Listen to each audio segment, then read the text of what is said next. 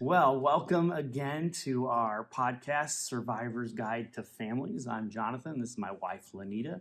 And we have been just having a conversation for the last few podcasts about gratitude. And we wanted to end with one more thought on that subject.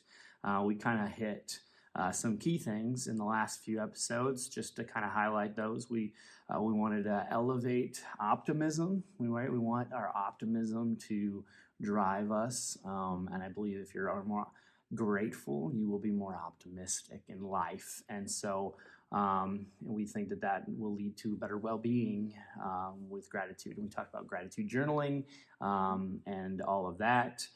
Counting our blessings. Last week we talked about experiencing gratitude, the kind of the ripple effect that has in your relationships, at your work, and all of those things. And so just the effect that gratitude can have positively throughout your life. And the last area we wanted to kind of touch on is service and gratitude to like this idea of embracing simplicity, finding joy in less, which I think is kind of an interesting concept because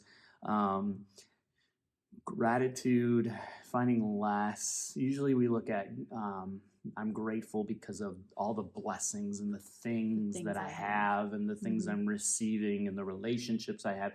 And some of that's good and some of that's, and maybe all of that's true to an extent, but what if we were more grateful if we had less than we would be if we had more? And so that's kind of the conversation we wanted to have, this embracing this simplicity.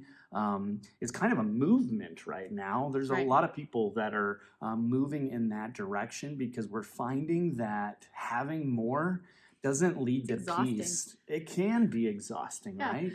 And so I think that's, really kind of the conversation we want to have is how can we have less and be, maybe this will lead to being more grateful, being more optimistic. And more content.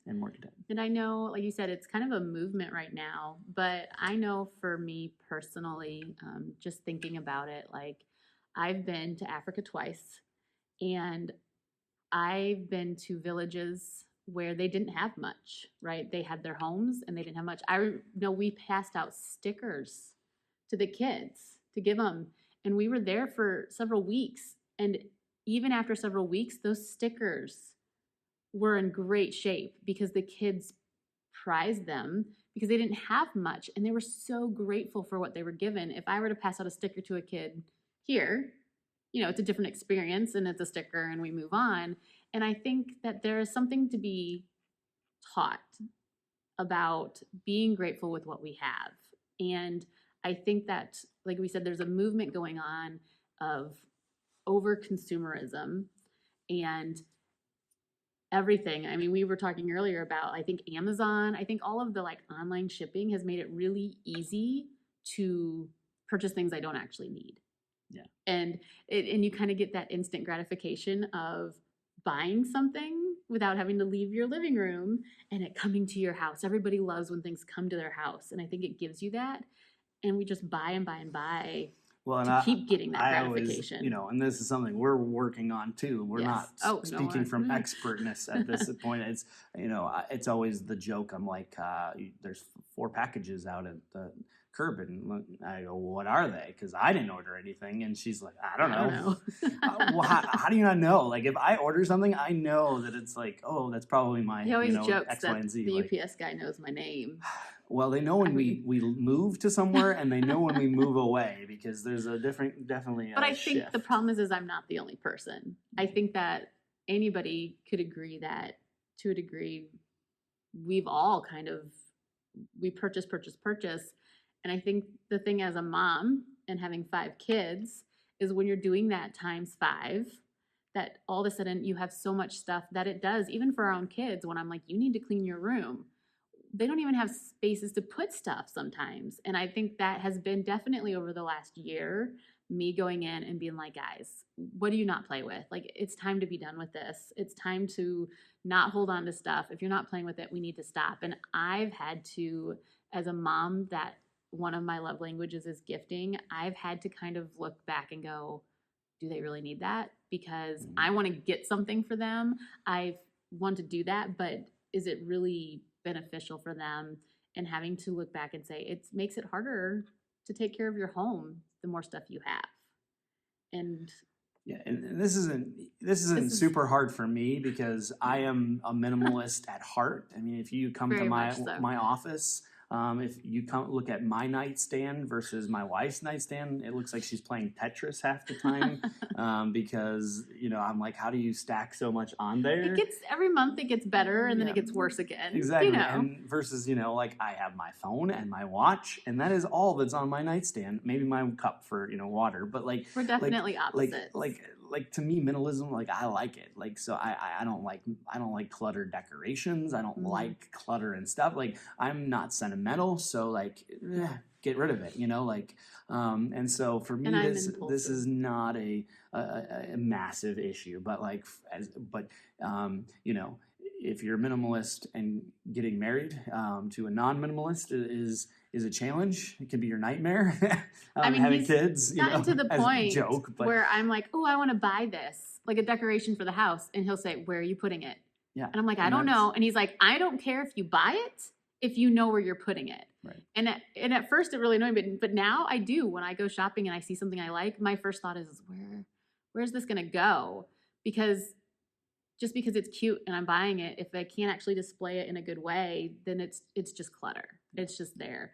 And so one of the things that we were seeing is about like gratefulness being linked to minimalism, that we find more joy and more happiness in what we have. We look at what we have instead of constantly looking to buy more. Because I think that's the balance. It's kind of that funny thing of like, gratitude is highlighted, and I think I've mentioned this before, with Thanksgiving, right? And we celebrate the month of November is all about being thankful, and we just really focus on that. And then like literally the next day is like consumerism, right? And it's like we need more, and it's just kind of the irony, right, of like we're grateful for what I have, but I want more.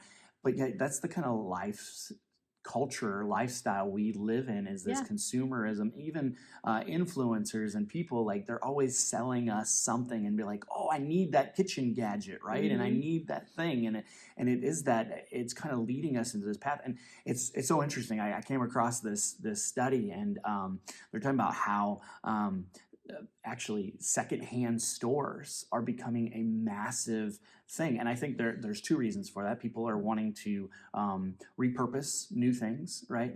Old things, and not be so buy stuff new. I think it's a green movement, type of thing. So I think there's some of that to it. But I also think that there is because of our overconsumption, this industry is growing. It's interesting. In 2022 or in 2022, the industry, this study said basically that it's $177 billion industry. Right. So all of these secondhand thrift stores, all these things is $177 billion industry. And at the rate that it is growing, within the next 5 years, so 2027, they're saying that 4 to 5 years, like they're saying it's going to double to $351 billion industry. And I know, for us, one of the ways that we try to, maximize our budget is to buy our kids clothes from thrift stores, buy our clothes from thrift stores, because the kids grow out of them so quick and everything changes. So buying new clothes just seems, for us, it doesn't make sense because our kids grow out of them before they even wear them in, Sometimes. And so it's that kind of that. So we're huge components for using thrift stores and going to things. But it's amazing how many times you brought home stuff. I'm like, I thought you went to a thrift store and it's got tags on it, right? And it's like, people didn't even use the item. Now, whether maybe that's because the size didn't fit or whatever, it sat in the closet for a few years and like now it's coming out and it's just, but that whole mentality, I think, is because we have a sense of like just needing more. Mm-hmm. And but then we get overwhelmed with what we have, and like you said, like, and we just like, oh, we just got to declutter and we got to get rid of a bunch of stuff. And I think maybe it would help our bank accounts, right? It would help our budgets as a family if we didn't indulge and buy every little thing. You know, the memes of like, I drank a glass of wine and was on Amazon, right? How dangerous can that be, you know? And I think we all know what that means. I can't tell you how many times it's always Target, usually. Going into Target for one thing, leaving with a cart full. You know, like, but why? Why are we doing that? And I'm, like you said, I'm the worst of this. He's not. He definitely is more, but I am a person that sees something, oh, that's cute, and I get it. Like, it is who I am. And I'm having to curb my own, I don't even know what it is, like overconsumption desire. I don't know, like whatever it is that I'm having to say, I don't need this. And if I never saw it, I wouldn't know that I was missing it. And if I leave, chances are I'm not going to remember that it's there. And I do know a lot of people that say that that is kind of a way of knowing if you want to buy something, leave it. And if you can't stop thinking about it, then maybe go back and get it. But don't just purchase on impulse. And maybe you'll discover that not having as much, you're going to realize you're not as overwhelmed with cleaning your house. You're not as overwhelmed with everything around you. And you're going to find that you're happier. Right. Having the latest, greatest thing, you know, may not bring as much joy long term as having a clean house, right? Which sounds like an impossibility as a parent. It sounds silly, but... Right? But like, if I have less to clutter, then I have the potential for less mess, right? But also, like, kind of going back to your story about the sticker, right? Like, this idea of, like, when we don't have as much, we're going to take care of more. Right. You know, growing up, I had some friends who their families were very wealthy. Their parents were doctors, and they and one of my good friends, he had 3 vehicles, right? At the same age as me. I didn't own a vehicle, but he had 3 of them, right? And he beat them to snot, right? Like, he did not take care of it. It was not valued to him because he first didn't buy it, and he had, well, if this one doesn't work, I have another one. I got 3, you know, 2 more. Like, it's like a shirt, you know, like. And to me, that it was always just a reminder to me of like when I got my first vehicle, I you know, it wasn't a great vehicle, but I spit polished that thing and I made sure to take care of it and kept the inside because I'm a minimalist, but also because, and a neat freak, but also because it was important to me and I valued it. And so I think some of that too is if we really got to this place of less is more. And so, well, and then that kind of goes into the other thing about gratefulness is decluttering our digital time. Yeah. And right. It's not always stuff that we need to declutter. It's how we spend our time. You know, if we were more mindful about that. Yeah. And not always. And I think I've been noticing this a lot more too. Facebook, Instagram, whatever it is, whatever your vice is, it's addicting and you don't even know you're doing it. I think there's times that I don't even realize that I've gone into this app and then all of a sudden I'm like, what am I doing? I was supposed to go get this done. I needed to put the laundry in and I needed to do this. And then all of a sudden it's an hour later and I'm like, what just happened? Like, I think, I mean, there's been studies and stuff that it's more addicting than cocaine. Like this digital hit really of constantly going back to it. And I've been really thinking about it with our children. And I teach them, you know, we talk about the fruits of the spirit, love, joy, peace, self-control. Like we've had discussions in our family about how self-control of all of the fruits of the spirit is the hardest to do. And so I preach to my kids that we need to learn self-control with our eating, and we need to learn self-control with video game time and all this stuff because our kids don't have cell phones, and so they don't have that issue. So we limit their video game time and we limit their tablet time, but yet my kids see me constantly on mine. And I've really in the last week or so had this thought of like, no wonder our kids are vying for our attention because we're constantly giving our attention to something that's not them. And I personally need to declutter my digital media time. I need to step away from it because I'm missing out on a lot of stuff happening going on in my family and with my kids and how cute they are. They're only going to be young for so long. And I think if I put my phone down, like I know the other day, I put it down in our room and I didn't have it for most of the day. And I can remember it was a couple days ago just thinking, I felt like I saw my kids more. Like I felt like I interacted with them more. And I felt really grateful that night for my kids because of just being with them. And so I think, unfortunately, in the society we live now, I think digital decluttering would be huge for our mood and for being grateful for the people around us. Well, and there's studies that speak to that, right? Like I think the average person spends 8 hours a day, on social media and things like that. Like, what? Like I don't. What think are we doing? Like I don't Right. think we even realize it, right? It's Yeah. a time waster, and sometimes we need to waste time, right? Sometimes you need there's to like veg. you need to just I get chill, it. and like that's, it's not again, everything in moderation, right? I mean, donuts aren't bad if you have one, right? It's the same concept with this. And I do think that this is something that It's like hard. we've It's noticed. not easy. It's an addiction, right? Yeah, I mean, I would say that I'm addicted to scrolling, right? And I don't even know what I'm scrolling, right? I don't know why I'm scrolling. I don't know. None of that thing is going to change my life, right? But if my kids are always seeing me on this, and I'm missing out on moments, right? I mean, we can look back at photos from our kids of like, oh man, look how young they were and how big they're getting, and it's like, but how many moments did I miss in this process of doing that? And I think it is that the screens and things like that. Like, how do we declutter that? Like, and I think we're all convicted by this. Like, Oh, yeah. Like this is not like us preaching at anybody saying you're better, we're better at this, and you should be better at this too. Like, I'm the first one to say, I need to be better at this, and some days I don't want to be better at this. Like some days I'm like, oh, I just need that veg time, but maybe setting up limits, right? I mean, we control how much our kids are on their tablets. They get an hour of tablet time a day. Like, that we limit how much TV time they have, how much video game time they get a week, right? And it's that's just something we've structured. And so this is an area where we're saying we need to practice what we preach, right? We need to actually do this too. Like, just because I have my phone, just because I can scroll, just because I can watch or listen to things.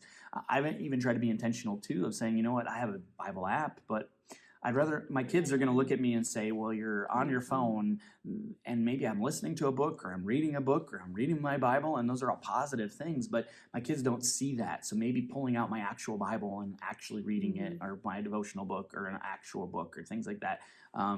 It's the same thing, right? And yes, at the end of the day, it's the same thing, but there's a different perception, right? There's also, I saw this TED talk, I can't remember who it was, but the guy was talking about how, like, if you have your phone at a table and it's sitting there, even upside down, they were saying that you felt that there's an instant correlation to feeling less valuable to that person. Like you're just waiting for something more important to come up versus if you put the phone in your pocket, right? And there's just this natural like thing about that. And so it's psychological, but it's also a reality of that's how people you feel that less value. And so I don't want my kids to feel less valuable. Yeah. And that's hard, right? Like it's a tough thing to say. Even I don't want my kids to feel less valuable because I'm on my phone, because my phone's out, those type of things. And so like you said, you miss so much, I think, because you're in the room, but you're not in the room. You're in a different place. And I think that if we put the phones down or the tablets down or turn the TV off and interacted with our kids, I think there is kind of a societal thing right now that says children are annoying, children are pain, like they don't want to be around them. But what if we actually put our phones away and played games with them and stuff? I think that we would find that our kids would have less behavioral issues. They would have, because they would feel more connected, I think, with us. And I know one of the other things we were talking about that was on this list about how to be more grateful was actually meals with your family. And that, I don't know the statistic anymore, but I know it's very low when it comes to families that actually sit down together and eat meals together. Not just here's your food, I'm going to be in another space, but actually sit down and eat a meal together. And Well, the stat is, I think if you eat 3 meals a day or 3 meals a week with your family, as a family unit, you're not rushing off to practice and all the things that are going on and all these activities. You're actually sitting down and having conversations with each other, right? Interacting with each other around food. That your kids are more well-rounded socially, right? They're better at communicating. They're better at just having social interactions. They're academically better. Like their grades is a significant improvement in grades, and like it's not a complex thing to have a meal together, right? It's not something that's super hard to do, but it is requiring us to simplify our schedules a little bit and say that it's that important, right? If we all knew like there was this magical thing, super simple thing to improving our kids' grades, helping them adapt better socially and be longer term, like have better interactions, better connection with your kids. When you ask them to do things, I think a lot of discipline issues come because they feel less than, right? The phone's more important. This is more important. But having those connections with your kids, I think they feel more valuable. And so they want to behave better sometimes because of that. I mean. Yeah, and I think that too, like along both those lines of like, I think it requires us to declutter our schedules, I know I'm more productive when I don't have my phone on me all day, especially on an off day, right? Day I have off, I can get whatever I need to get done. And if I can scroll and I don't, I don't get as much done. But if I wake up and I don't pick my phone up or whatever and grab my laptop or things like that, I do have more time to connect with my kids. I do get more stuff done around the house, which we all need to do, that honey-do list and stuff, like just the tasks that need to get done. I think we would be more productive because if we realized how much we're wasting with those things. And so, for us, I think too, is just realizing that our schedules don't have to be this busy. Oh, well, I have kids doing this, and this. No, your kids don't have to be involved in everything. Like working in ministry, like this is probably one of the top issues that, as a pastor, as a youth pastor working with kids, families struggle with, right? And I hate to say it, but it's that thing of oh, well, my kids don't really want to go to youth group and don't want to be a part of church and don't really have a relationship with God, but everything's more important than that too. Oh, well, you prioritized all of these practices. They're not going to be a world's best basketball player. The likelihood is crazy low that they're actually going to become a professional basketball player, right? Gymnastics, right? All these things. And it's not that those are bad things, right? They're not bad, but when they get in the way of you being a part of this, I always say that for me, I wanted to play hockey. That was the sport I wanted to play growing up. And my parents didn't allow me to for two reasons. The first one was financial. It's expensive, all the equipment, all that, but it was also the time. 3 practices a week, being gone almost every weekend during the season for tournaments, right, on Saturday and Sunday. They said, you cannot miss church that much. And I truly believe that I would not be the follower of Christ that I am today, the believer I am in Christ today, a pastor today, if it was not for the fact that my parents said, no, we're going to prioritize going to church. And I was bummed, and I still, there's still moments where I wish I had the opportunity because I enjoyed hockey and those things. But I also think it was an invaluable lesson that my parents taught me, this saying that no, the priority is church, right? The priority is these things. We're going to put them above all these other tests. And so I think if we looked at our schedules and said, maybe our kids need to pick one sport, our kids need to pick one thing. We knew one family and their kid was in 4 different sports. And so they couldn't do anything. And I remember at one point being like, do they have to be in all of those? And their kid enjoyed them. And that's what we're saying. It's all in moderation. It's all in find, especially when you have more kids.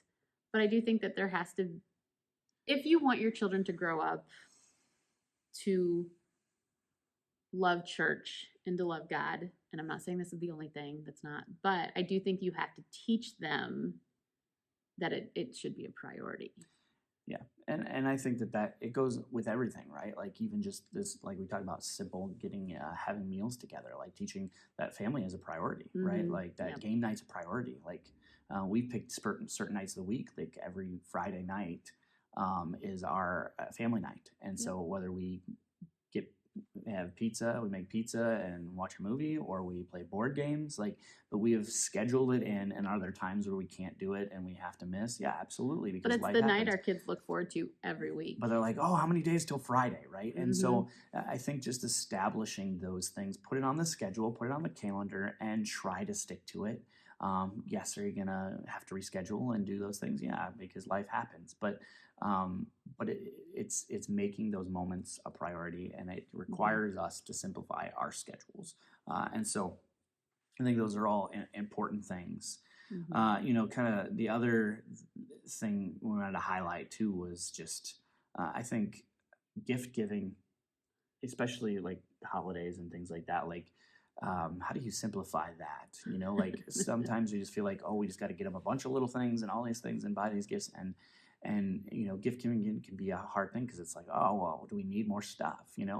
One of the things that I've tried to shift our focus on is to experiences, right? To do things together, to have more moments like that. For me at Christmas, my favorite memory growing up, one of my favorite memories growing up, and one of my favorite things that we do as a family is we always get new board games, right? Or new some sort of game. And so, after all the presents are unwrapped, everything's, we spend the next few days trying out these new games. Yep. Some are terrible and we never play them again, right? But some of them are actually really fun because they're different games. And so, those are some of my favorite things that we do. And it's a simple gift, right? It's not these elaborate things, and being more thoughtful about what you're giving, having more meaning behind them instead of just stuff, right? Finding these things that mean something versus just a gift to give. I think that those can be beneficial things when it comes to, because birthdays happen, anniversaries happen, Christmas happens, like all these things are. Well, and I think one gift that even your parents have been really good at doing is, like, I know this year they gifted us a season pass to the Science Center. The Science Center, but it also, because of that season pass, lets us get into, I don't know, several hundred museums and stuff around the country. Yeah. And I think that's a great gift because it is giving experience to us, right? Every time we take our kids to these places, it's giving us an experience and memories. And it's a really great gift that you're giving, but not giving stuff. And I know that's it again, I'm the gift giver. Like, that's just my thing. I'm the person that's like, oh, you don't need this, but, and he's not, in the sense, like, it needs to have a purpose. And we were actually laughing about it a couple weeks ago about all the presents I got him for Christmas. And he was like, they're all very practical. And I'm like, would you have wanted me to get you something not practical? Like, would you have actually wanted that? And he's kind of like, oh, not really, because I know he doesn't just want a fluffy gift. Like, I don't want you to spend money on me just to spend money on me. And so in fact, gifts, almost every year I say, don't buy me anything. It's true, he does. And I don't, because I, and then I buy him practical stuff. I don't want anything. Like, and if I need something practical, I will just get it because I need it, right? Or want it, like, in that sense. I mean, within reason. But he allows me to get him some practical gifts. Our love languages are different, and she wants to buy things for me because she loves me and whatever. And so that's, so it's that give and take of things. And I think that that's what's important, is to realize those things are what matters to them. Like, for some people, I would rather, like, that's why when I say, I enjoy the time we get to spend together and play board games. So I value time, right? That's the best gift I can get, is your time, your attention and those things. And so I think it's also maybe important to figure out your love languages, figure out those things that value, even for your kids. Like, when they get to a certain point, you can start to learn what their love language is, and instead of just kind of filling them with a bunch of stuff gift wise, like finding out what values they have, what things that make them feel loved and appreciated and accepted, and buying towards that and doing things towards that. Because if time is what matters to them, yes, is a nice sweater great, yes, awesome, but like maybe for them something else would have more meaning, that they will be more memorable and more valuable to them in the long run. And that's just having that mindset and focus. So, I think it's kind of funny because we don't spend a lot of time talking about being grateful in this discussion, but I think when we have less things on our calendar, we'll be more grateful, right? When we are more intentional, when we put down our phone, when we'll get more things done, we'll spend more time together. And I think all of those things, I think sometimes less is more, right? And it really, truly can be. Less can be more when it comes to these things. And we could look back if we just tried to shift some of these things in the right direction, right? It's sometimes small incremental changes, as we've said before, like that can lead to a more grateful lifestyle next year, over the next year, trying to just implement these things by doing simple things like saying we're going to prioritize family, and we're going to have dinner, and we're going to have family time on every night, this, once a week on this night, not, and try to make, that's a lot, once a week. Well, I'm having once a month. No, I mean, if that's where you need to start because you're so busy, then fine. But I would say, like, put it on the calendar once a week. We're going to have dinner together. We're going to do these things.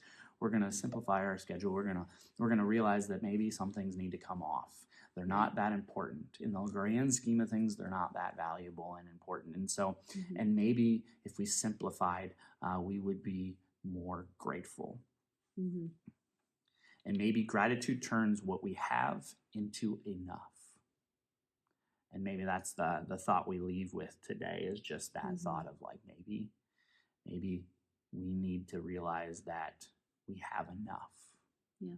If we have the people in our lives, our loved ones, and those things, like to not give in to that consumerism and having more and all those things, because being overrun and clutter everywhere can just be overwhelming and lead to being stressed out and not peace, right? And we all want peace, right? But we have to also make time for peace, right?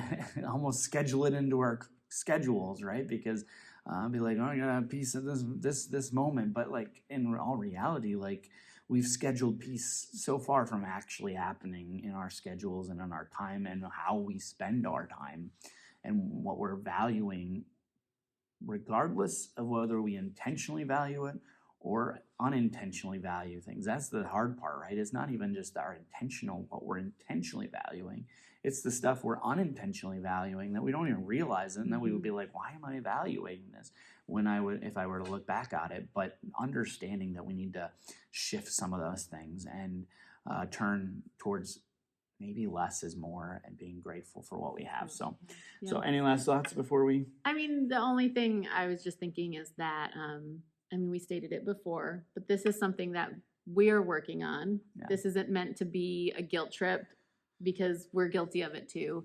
And it's really me the whole time. So it's really more the research we've done and putting this out for you to know.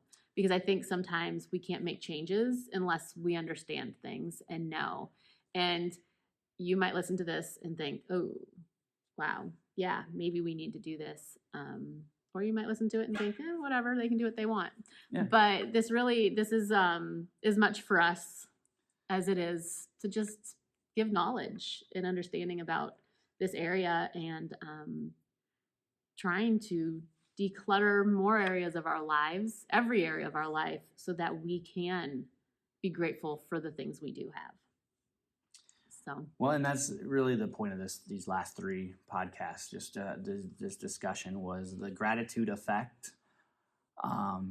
What ripple effects would that have over the next months, years in our life if we were more grateful people?